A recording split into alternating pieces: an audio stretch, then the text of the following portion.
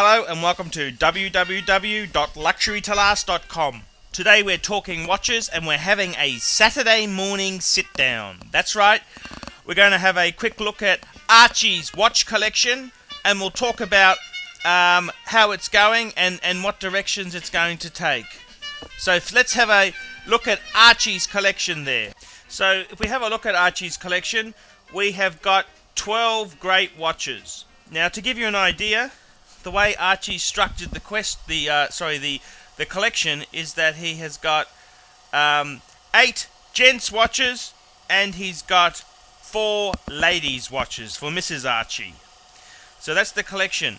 Now let's get the money thing out of the way firstly, because people always ask about money and it's very crass, it's very vulgar, it's very American, but Archie realizes this is the vulgar world we live in. Okay, so let's talk dollars. With Archie's collection itself there, so we've got 12 pieces, and how much has Archie spent, what's it worth, and what's retail replacement price.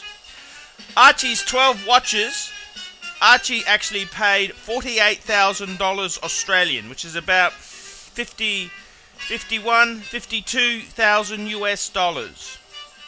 The watches themselves there, they comprise a range of brands, everything from Audemars, Piguet, Cartier, Gigolo, Culpa, Omega, Patek, Rolex, Vacheron. So there's quite a bit of a selection there. Now, as far as the collection goes, the retail replacement price of Archie's 12 watches is $156,000. So Archie has spent just under 50 grand, and it's worth 156 retail replacement. That's not to say you'd ever get retail replacement, but we're just talking numbers there, so you all know where it's coming from. Okay, let's start the show on the road. Now, a few interesting statistics. In Archie's collection there itself, if we look at the 8 gents watches, did you know that 2 of them are quartz? That's correct. 4 of them are mechanical manual wind.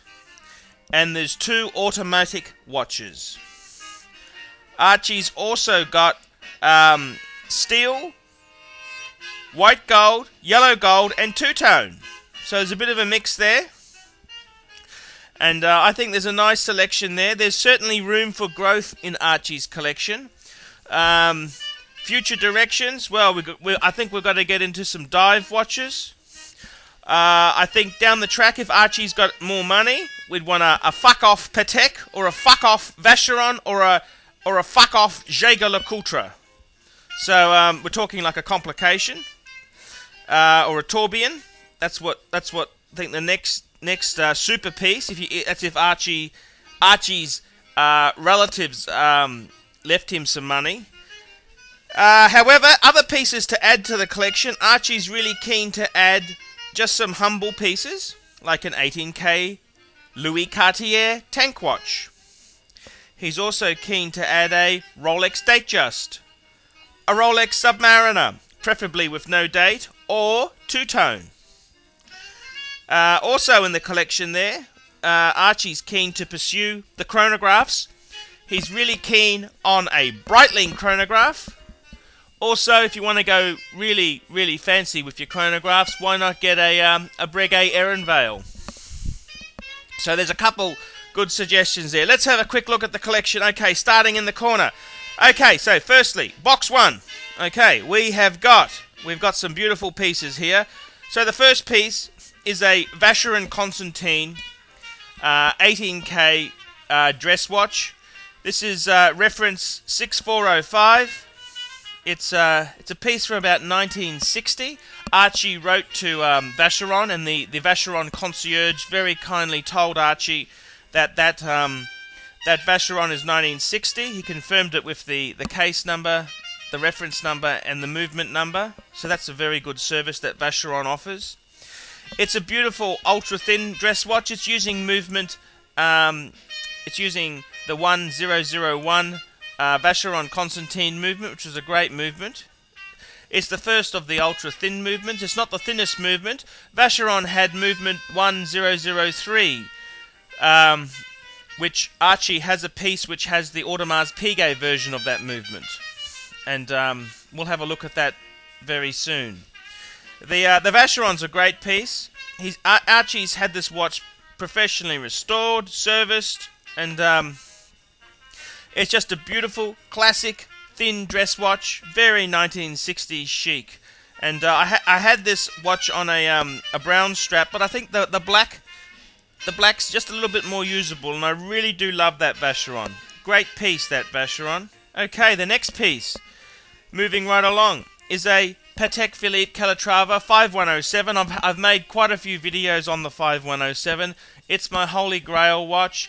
It's the watch I really, really, really wanted. And you know the story. I had a small inheritance, and I was thinking about putting it into superannuation. I was thinking about putting it into a managed fund for shares, and I thought, fuck it, I'll buy a Patek Philippe. And I must say, the white gold Patek Philippe has just been absolute delight to own. And I've had a few offers on the Patek, because I'm a sort of a mini dealer, but Archie's now said, no more fucking dealing, you're a mob of fucking assholes, he doesn't want to sell anything anymore, so just fuck off, he's going to keep his watches. And that's a very proud day. But I must say, the Patek 5107, just a cool piece to have in the collection there. It's white gold, which is a great metal. It's oversized. It's automatic. It's Patek.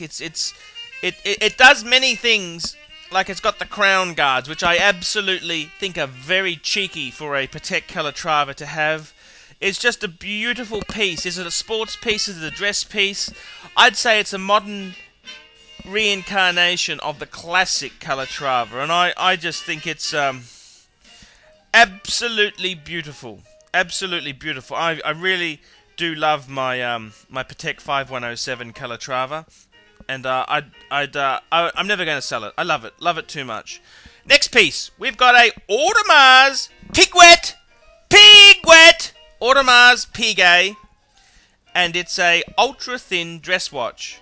Now this here, we're talking 1970s when the competition was on. This is before the court slaughter. This is an Audemars Piguet ultra-thin dress watch, and it's using the 2003 movement. Now, basically, these movements, the Vacheron that I showed you before uses a 1001. What happened was Vacheron, Audemars Piguet, and Gigolo, they sat down together and they designed movements for them each to use. It was base. They all used base Gigolo movements. And the Vacheron I showed you before is using the 1001 movement. This Audemars Piguet is using the 2003 movement, which in a Vacheron reference is 1003, which was used up until very recently. I think they may even still be using it. It's a great movement. So this is an ultra-thin Audemars Piguet. It's just amazing. It just slices. It's just incredible how they've made that watch. And the thing is, this watch really, top brand. I mean, you're talking Holy fucking Trinity member. You're talking class.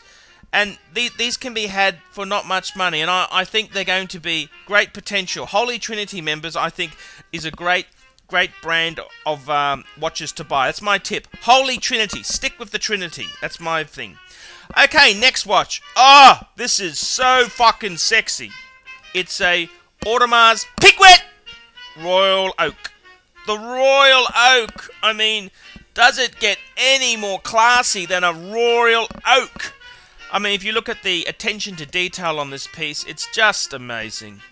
It's a two-tone steel and gold Royal Oak, and it just fucking reeks of class. I mean, look, I don't want to put down Rolex, because Rolex is a great brand. But I mean, you look at the finish on a Audemars Piguet Royal Oak. I'm not talking about an obnoxious roux. I'm talking about the traditional Royal Oak. And it's just fucking classy. I mean, it walks all over a Datejust in class. However, it is a shitload more expensive. So, I mean the Datejust, I want a Datejust. I'm not putting a Datejust down. I want one. I'm going to buy one very soon. As soon as I've paid off my my Visa and my MasterCard, I'll be looking into it. But the financing at the moment, I've spent a lot of money on watches, and that's all cool. But the Royal Oak, I just love this piece. It's just a beautiful, classy piece. And it's quartz. People are such fuckers. I mean, people criticize watches. They, oh, it's quartz, it's this or it's that. Get fucked! This is one of the most beautiful watches in the world. And I've got to say, honestly, I would have paid twice as much if it was an automatic version. So, very good value piece. That's my Audemars Piguet Royal Oak in steel and gold. Just reeks of class. I really love this piece. I love the waffle dial. I mean, it's just fantastic. Absolutely love that piece. Moving right along. Gigolo Reverso Grand Date. Now, does it get any fucking better? This is actually a present. My wife is going to give this to me because I'm not 40 yet. Archie may look 40, but he's not 40 yet. He's turning 40 in October next year. So, October, if you want to send your birthday wishes to Archie, that's certainly greatly appreciated. This is the Gigolo Reverso Grand Date. And I mean, does it get any better? It's steel. It's on a crocodile brown strap. It's got a mechanical movement. It's got a 8-day power reserve for a mechanical watch. It's got a 2-disc date system. Sub-seconds at the 4, 5, 6 position. I mean, it's just Art Deco excellence at its absolute best. And I mean, this year, it's 2011. This is the 80th anniversary of Gigolo Reverso. And I mean, I had to add it to the collection. I just can't believe I managed to acquire a Gigolo Reverso Grand Date. I mean, does it get any better than this? This is just fucking beautiful.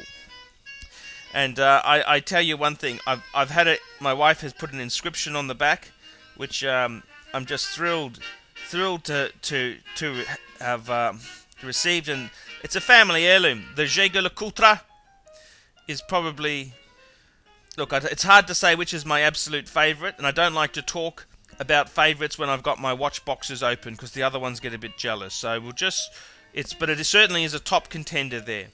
Moving right along, Cartier Panther Steel. Now this watch here was given to me by my wife. It's in steel, and I just absolutely have always loved the Cartier Santos, the Cartier Panther lines. And I've got to say this to you, I've owned a few over the years, and I've always loved the way the Panther just feels. And I've never actually owned a steel Panther before, and this is just amazing. It's so sleek, and white metals are all the rage now. Nothing wrong with two-tone, but I just happened to acquire this in steel, and it's just a cool piece. So, I mean, shit. As far as watches go, there, I really love this piece. It's classic Cartier, and I tell you one thing. It being quartz, because the Panther only came in quartz, it just hugs your wrist so nicely. I mean, why do you need a fucking dinner plate on your wrist? I mean, this is just perfect sizing for a big bloke like Archie. It's just sexy. It's just gorgeous. It's just Cartier. And it's just a beautiful piece. Okay, that's the first 6. Now we're going to open up the other box. Box number 2. Okay. Now, the next piece we've got in the collection is a Rolex Explorer 2. Now, I must say, I have a long history with the Explorer series. My first Rolex that Archie ever got was a Rolex 1016 Explorer 1. I then, I sold it many years later for a huge profit, and I then acquired a Rolex Explorer 2 white dial. And I must say, that's probably one of my all-time favourite pieces. And I did sell that piece, and I had a few black dials, and life got carried away. And I thought to myself, just back the truck up, Archie. What Rolex really makes you happy?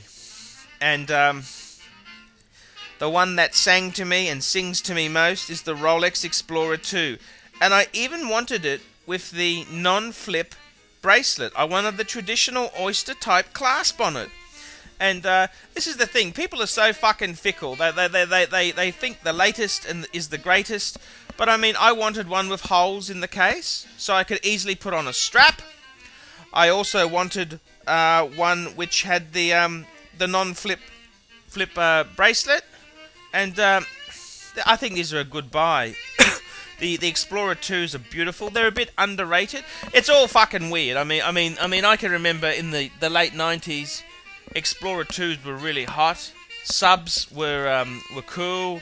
Subs have always been cool. GMTs were sort of out, and then all of a sudden the GMTs, the roaring in popularity, and the Explorer 2's on the outer. I mean, it's all fucking so fickle. A Rolex is a Rolex.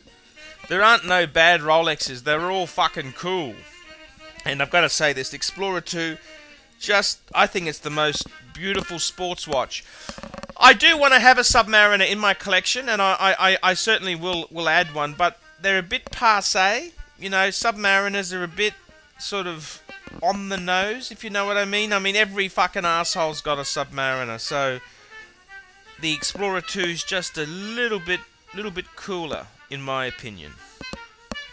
Okay, the final men's watch. What's Archie's finals men's watch? And it's a beautiful Omega Speedmaster professional man on the moon mechanical watch with an 861 movement.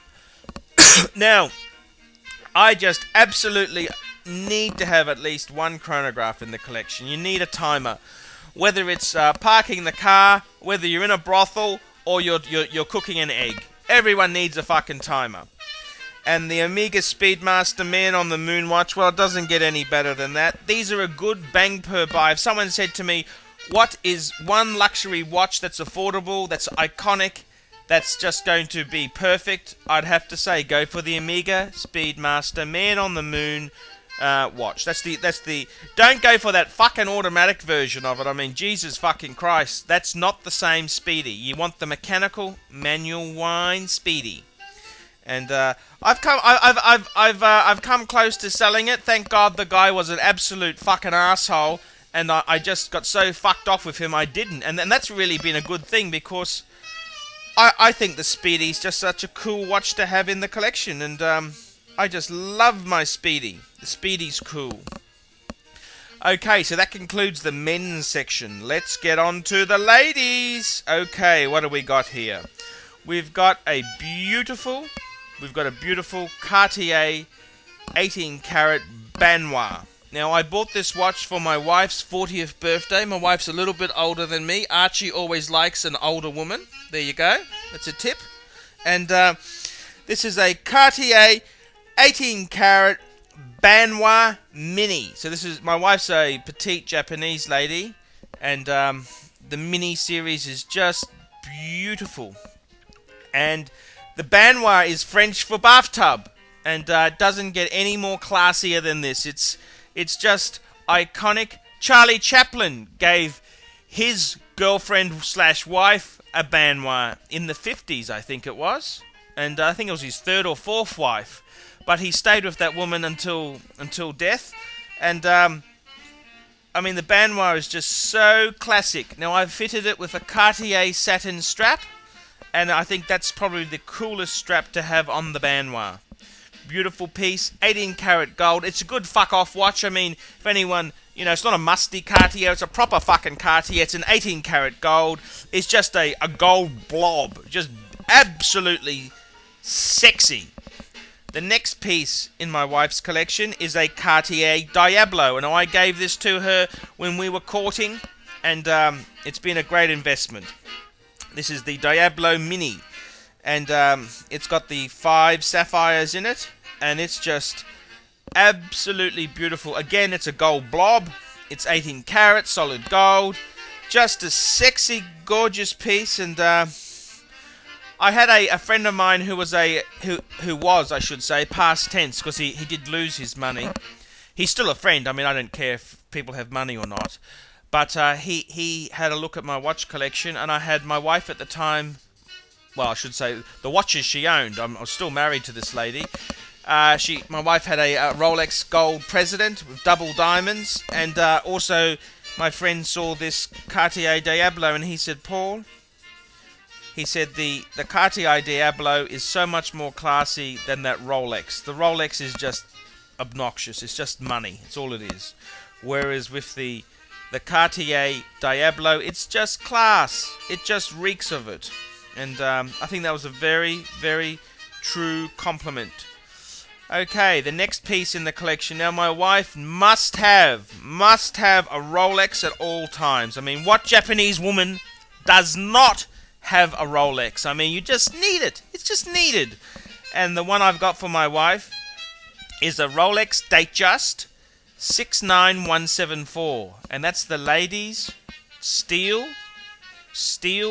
Rolex Datejust with the white gold bezel. Great combination. And I've got hers with a silver dial and Romans. And I think it just looks fucking sexy.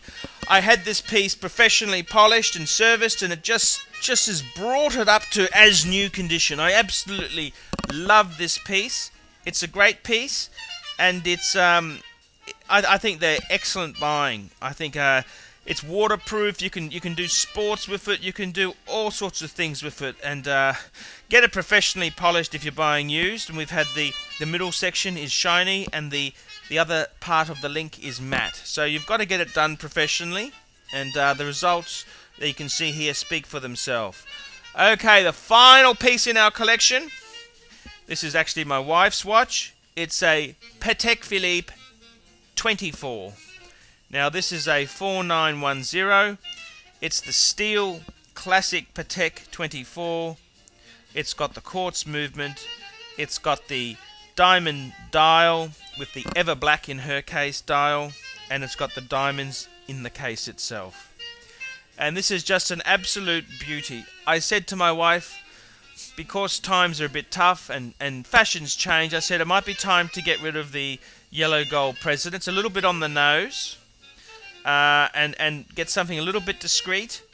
And I said to her, you can buy whatever you want. And a Cartier La Donna almost came up. Quite a few. A Cartier solid gold Boulogne Blue almost came up. But at the end of the day, and also a Rolex Pearlmaster also came up. But at the end of the day, Patek is the watch to have. And I don't care what anyone says. Patek is the number one.